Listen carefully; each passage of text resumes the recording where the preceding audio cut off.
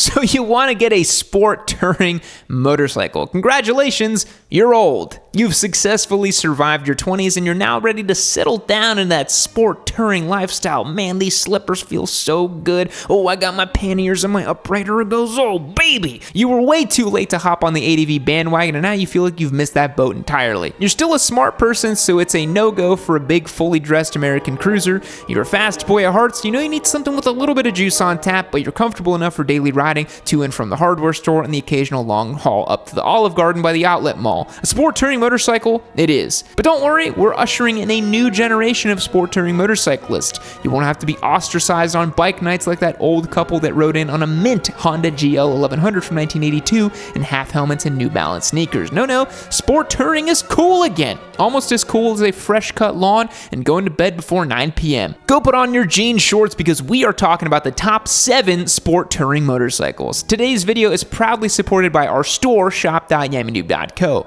I'll talk more about necessary sport touring essentials we have on sale later in the video. Before we get started, make your pet proud and click that notification bell. There is nothing more responsible than being notified when your favorite channel releases new videos. The first bike on the list is the BMW R1250 RT. Wow, we're recommending a BMW, starting it off strong. BMW has been making the RT sport touring motorcycle since the late 70s, so it is fair to say that they have figured it out at this point.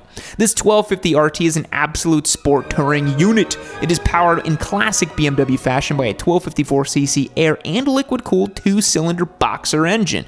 No 4-cylinder Subaru boxer motors here, baby. The same you'll find on the 1250 GS, R, and RS models. This boxer makes 136 horsepower and 105 foot-pounds of torquenos. But the engine, despite its iconic allure, is really the least interesting thing about this motorcycle. It is essentially a German luxury sedan with just 2 wheels, with all of the BMW bells and whistles, minus required monthly service fees to unlock. Yet anyways, it has a 10.25-inch TFT dash. Yes, we're taking out to the 100th position there. Built-in navigation, sound system, dynamic cruise control, and traction control. Hard luggage, fancy proprietary branded BMW ABS as well. Despite having more tech and features than a Radio Shack, the 1250 RT only weighs 615 pounds, which is pretty light compared to some less sport touring motorcycles. In the base trim, this motorcycle costs $19,695. If you were so inclined to fully load it with all the options, I mean you're shopping for a sport touring BMW, I can't imagine you're strapped for cash. You could get radar adaptive cruise control, electronic suspension adjustment, heated seats, keyless start, and wireless phone charging. Fully equipped, the BMW R1250 RT costs $26,195. The next motorcycle on our list of sport tours is the Kawasaki H2 SX SE. Even Kyle has to grow up sometimes. He moved on from punching holes in the wall to punching a time clock and now has enough cash scrounged away to retire that clap ninja with zip-tied fairings and get a sport touring superbike that an aging motorcyclist stereotype deserves. The H2 SX from Kawasaki has all of the absurd supercharged goodness as the Ninja H2 and Hyper Naked ZH2, while being outfitted with more comfortable ergonomics and features that make it suitable for trips longer than the weekly visits to your probation officer. The H2 SX has a 998cc supercharged inline-4 that makes 197 certified horsepower and 101 foot-pounds of torgos, and it is Yami approved, baby. What an engine that thing is. I think that it should be plenty to get you going.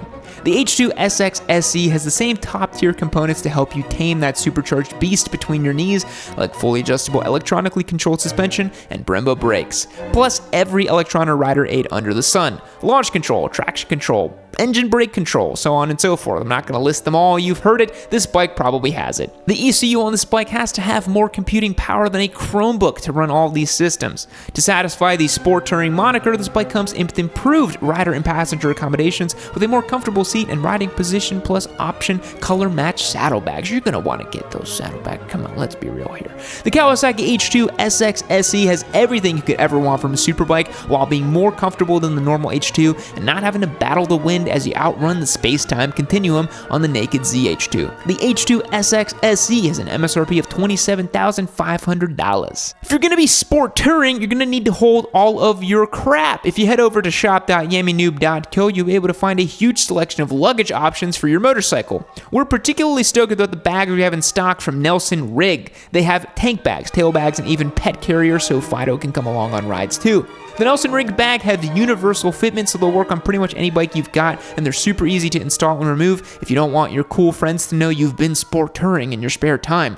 God forbid. Head over to shop.yamanee.co to find which bag will be best for your bike. Plus, every dollar you spend gets you one entry to win one of our giveaway bikes. Seriously, go and check it out. And if that doesn't fall into your favor, you can always use our new year, make, and model feature to find parts for your ride. We're always updating it with stuff, so if you don't see something for your ride, just let us know and we could probably add it on there. Up next is another option for aging fast boys who want to lean more into the sport aspect of sport touring. It's the KTM Super Duke 1290 GT. The 1290 GT isn't available in the US yet, but we always get some comments about how US-centric our videos are, like, well, actually in XYZ country we do this and that and the other, so here you go, it's a European bike, and it may very well end up here in the US like the Super Adventure did in 2022. The Super Duke GT is an absolute weapon of a motorcycle, a scalpel for mercilessly carving up roads, an atomic bomb that is going to blow up and destroy every living thing within its vicinity. Is that KTM enough of a description for you? Their branding is always so aggressive.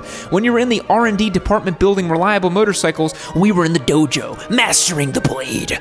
The Super Duke 1290 GT is rocking a 1301cc V-twin that's putting out 175 horsepower and 104 foot-pounds of torque. Definitely enough power to make you rethink what you thought you knew about throttle control. What sets the Super Duke GT apart from the Super Duke R is the touring outfit. It is equipped with wind protection in the form of both a windscreen and handguards, a wider seat to minimize ass fatigue, a larger gas tank, heated grips, and optional panniers, baby. You also can't seem to have a sport touring motorcycle without a slew of tech, and the Super Duke 1290 GT is no exception. It has a 7-inch TFT display with built-in navigation, active electronic suspension, and all the necessary rider aids to prevent you from yeeting yourself into infinity.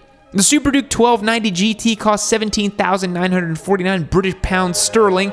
Don't know what that is in American money, don't want to find out. The next motorcycle on our list is for riders who want something a little more sensible for their sport touring. It's the Yamaha Tracer 9 GT. Yamaha's been making the Tracer 9 since 2014 and features Yamaha's spicy inline triple pulled from the MT-09, making 115 horsepower and 69 foot-pounds of torque.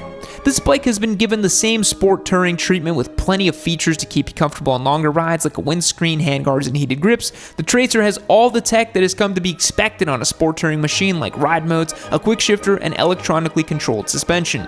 The Tracer 9 handles really well with its pokey 3-cylinder engine, but is probably best suited for solo riding rather than 2-up touring.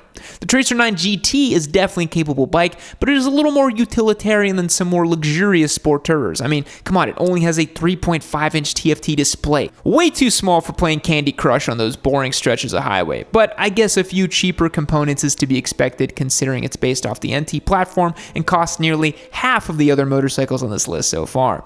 The Tracer 9 GT costs just $14,999. Suzuki is bringing the most affordable sport touring bike to the list, the GSX S1000 GT. This motorcycle is powered by the same 999cc K5 inline-4 engine that has been propelling Gixxer squids through time and space since 2005.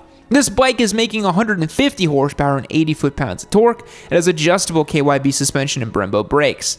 The GSX is simultaneously one of the most technologically advanced bikes from Suzuki, but also one of the least luxurious sport touring bikes in the category. Suzuki has really pulled out all the stops to bring up as much to the table as possible. This motorcycle has a TFT display, ride modes, and even a quick shifter. The GSX 1000 is kind of the boring sport touring motorcycle that doesn't pretend to not be a sport touring motorcycle. It is pretty quick, comfortable to ride, with room to accommodate a passenger and some luggage. It costs only $13,149 for the base model or $13,799 for the Plus model that comes with matching saddlebags. Just Plus. Suzuki won't even pay the R&D cost to come up with a more interesting name for the secondary trim options, and they pass the savings on to you. The next motorcycle on our list blurs the lines a bit between adventure and sport touring, but it has GT in the name, which means grand touring, so don't at me. The next bike is the Triumph Tiger 1200 GT. The Tiger 1200 is a road-biased adventure touring type of motorcycle with an 1160cc inline triple that makes 148 horsepower and 95 foot-pounds of Totino's pizza rolls. The 1200 has a bit more noticeable torque compared to the Tiger 900 and feels a little bit smoother at highway speeds due to that increased displacement. The Tiger 1200 GT has plenty of high-end components you would expect from Triumph, like semi-active Showa suspension in both the front and the rear, Brembo brakes, and Metzler tires. The styling definitely does not shy away from the ADV linear lineage of the Tiger platform with its tall suspension and 18 and 19-inch tire combos. But it would be hard to argue that Tiger 1200 GT is less fitting for sport touring than a supercharged Ninja with a softer seat. It has comfortable upright seating positions, a windscreen, and a 7-inch TFT display. It has adjustable seat heights that can make it a bit more approachable to riders and weighs just 529 pounds, which is actually pretty good for this segment. The Tiger 1200 GT is also shaft-driven for even less maintenance while crushing long miles.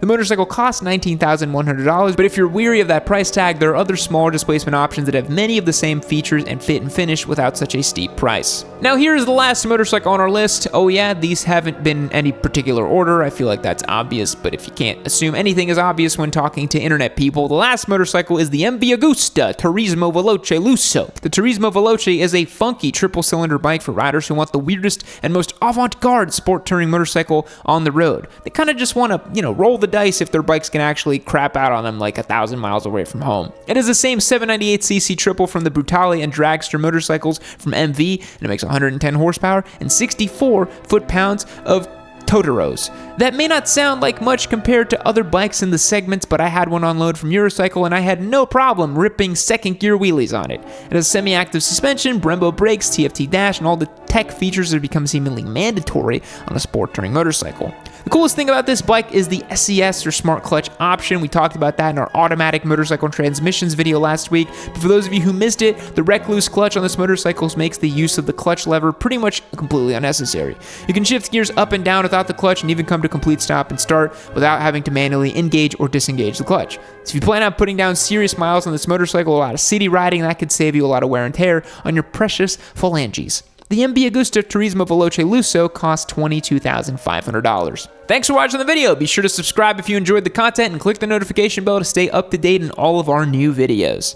Fact: Mozart sold the most CDs in 2016, beating out Adele, Drake, and Beyonce, even though all of those artists had Grammy-winning hits that year. That is why we include classical music on almost all of our videos. Goodbye.